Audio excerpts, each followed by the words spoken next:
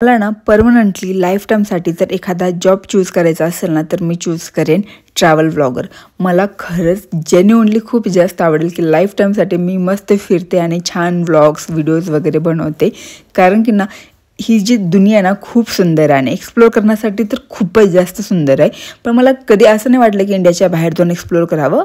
Obviously अशी काही ठिकाणे जिथे मला जायला नक्की आवडेल, पण मला नेहमीच असं वाटतं की ॲटलिस्ट लाईफमध्ये महाराष्ट्रात तरी आपण पूर्ण फिरून घ्यावं आणि त्याच्यानंतर पूर्ण भारत देश फिरून घ्यावं। फिरण्यासाठी वेळ होता ना तेव्हा पैसे नव्हते आणि आता पैसे आहेत पण फिरण्यासाठी वेळ नाही आहे, कारण की घर रिस्पॉन्सिबिलिटी करिअर याच्यामध्ये इतकी अडकून पडलोय। त्याच्यामुळे मला कधी कधी असं वाटतं ना महिन्यातनं फक्त एक ट्रिप तरी काढावी। आणि असं नाही की आपलं खूप दूर आणि खूप असं म्हणजे मोठी ट्रिप काढायची, जवळपास एखादं मंदिर एखादं ठिकाण तिथे जाऊन व्हिजिट द्यावी आणि छान एखादा सुंदर व्लॉग करावा, म्हणजे लाईफ टाईमसाठी एक मेमरी तयार होईल आपली। गावाकडे आलीच होती तर म्हणलं चला वेळ आहे तर छान एका मंदिराला व्हिजिट देऊन यावी। गावाजवळच एक धनेगाव मंदिर आहे, इथल्या पंचक्रोशीमधल्या सर्व लोकांना माहीत आहे। महादेवाचं मंदिर आहे, खूप फेमस आहे आणि फेमस यासाठी आहे की ते असं गावाच्या बाहेर आणि धरणाच्या शेजारी हे मंदिर वसलेलं आहे। जेव्हा मी लहानपणी ते जायचे ना खूप छोटंसं मंदिर होतं, पण आता इथं पाहिल्यानंतर लक्षात आलं की खूपच मोठं मंदिर झालं आणि खूपच छान होतं।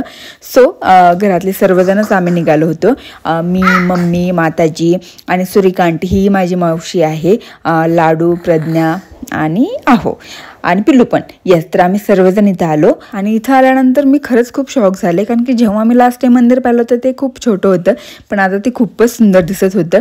आणि पाठीमाग तर म्हणजे जे धरणाचं जे दृश्य आहे ना ते तर अजून जास्त सुंदर होतं। तर मंदिरात आल्यावर प्रथम आपण नंदीबैलाचं दर्शन घेतलं आणि पिल्लूला तर आवडतंच अशा ठिकाणी बाहेर यायला आणि एन्जॉय करायला। आणि त्याच्यानंतर मी मंदिरामध्ये पोहोचले। जे मंदिराचं प्रवेशद्वार आहे ना ते इतका लहान आहे की छान तिथं असं वाकवून जावं लागतं आणि ते अजून छान वाटतं। म्हणजे ऑब्व्हियसली देवासमोर जेव्हा आपण असं मान खाली घालून जातो तेव्हा म्हणजे शरणागती गेल्यासारखं वाटतं। आणि मग इथे येऊन मी छान महादेवाची पूजा वगैरे केली। तसं मंदिर खूप जुनं आहे आणि खूप छोटंसं आहे आणि मोठ्या मंदिरापेक्षा ना कधी कधी अशा मंदिरामध्येच खूप जास्त सुकून भेटतो असं म्हणतात, त्याप्रमाणे इथंही खूप छान वाटत होतं। मी छान पूजा करून घेतली।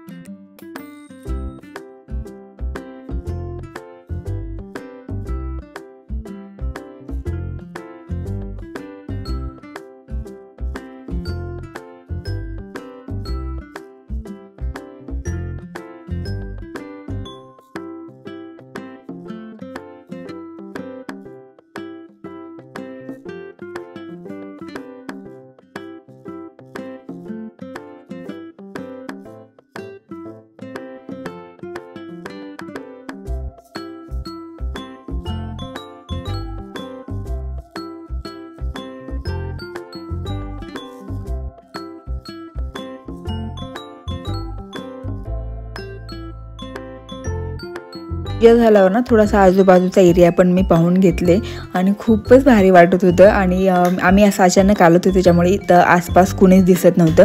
ऑब्व्हियसली गावातल्या मंदिरामध्ये इतकी अशी काही वर्दळ नसते आणि हे मंदिर तर गावापासून थोडंसं दूर असल्यामुळं तरी इथं कुणीच नव्हतं आणि त्याच्यामुळे दर्शन पण खूप छान झालं।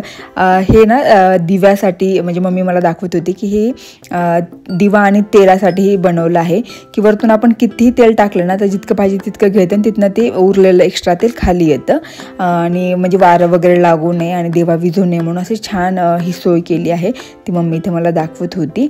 आणि त्याच्यानंतर काय मग थोडंसं आजूबाजूला फिरलो वगैरे आणि छान थोडा वेळ बसून घेतलो। मम्मी सर्वांना हळदी कुंकू लावत होती, प्रसाद वगैरे देत होती आणि या दोघा भावांचं काय झालं होतं देव जाणो, पण खूप छान वाटत होतं कारण की एकतर मंदिर खूप सुंदर दिसत होतं आणि कुणीच वर्दळ नव्हती, फक्त आम्हीच होतो। त्याच्यामुळे निवांत थोडा वेळ बसून छान दर्शन घेतल्यामुळे अजून छान वाटत होतं। आणि बाहेर म्हणजे खूप मोठी जागा होती त्याच्यामुळे पिल्लू आणि लाडू खूप मस्त खेळत होते। पाठीमागं डॅम होता, मस्त पाणी वगैरे दिसत होतं त्याच्यामुळे ते अजून सुंदर दिसत होतं।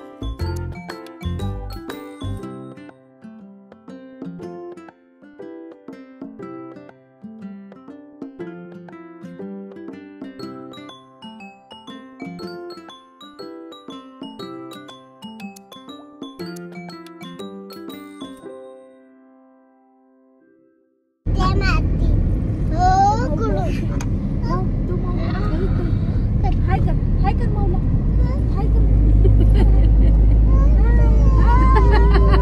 ह्या मंदिराला भेट दिल्यानंतर मी ठरवलं की नेक्स्ट टाइम जेव्हा येईन तेव्हा अजून एखादं दुसरं कुठलं तरी मी छान मंदिराचं दर्शन घेईन.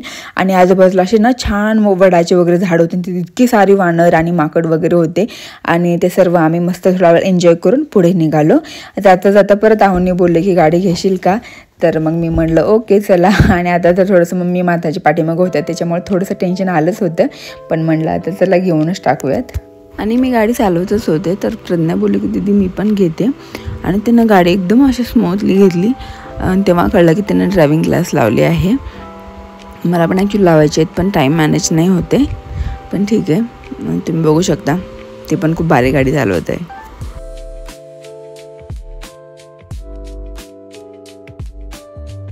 आणि मंदिराचं दर्शन करून आल्यानंतर लगेच आम्ही पुण्याला जाण्यासाठी निघालो. गावाकडनं सर्व आवरून आम्ही निघालो होतो. तर पप्पा आम्हाला शेतावरतीच भेटले, कारण की पप्पा शेतामध्येच होते आणि ना थोडे आंबे वगैरे ते हातामध्ये घेऊन थांबले होते. आणि पिल्लू बघायचे किती मस्त बाय करतो. तर मग पप्पा आणि पिल्लूची भेट झाली, मग त्यांनी बाय बाय केलं आणि आम्ही निघालो पुढच्या प्रवासाला.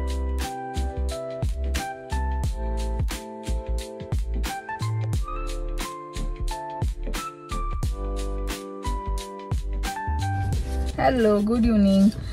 तर निघालो आम्ही केदारपूरवरनं पुण्याला जाण्यासाठी. पिल्लू पण आला. ओके, तर अजून आम्ही सोलापूरपर्यंत पण नाही पोहोचलो, 7 ऑलरेडी वाजले आहेत. थोडंसं थांबलो होतो स्नॅक्स वगैरे घेण्यासाठी. आणि आता सोलापूर इथनं 19 किलोमीटर दाखवते, म्हणजे तिथनं अजून 2-3 तास तरी आम्हाला आरामात लागतीलच पुण्यामध्ये घरी पोहोचायला. ठीक आहे, जातो हळूहळू.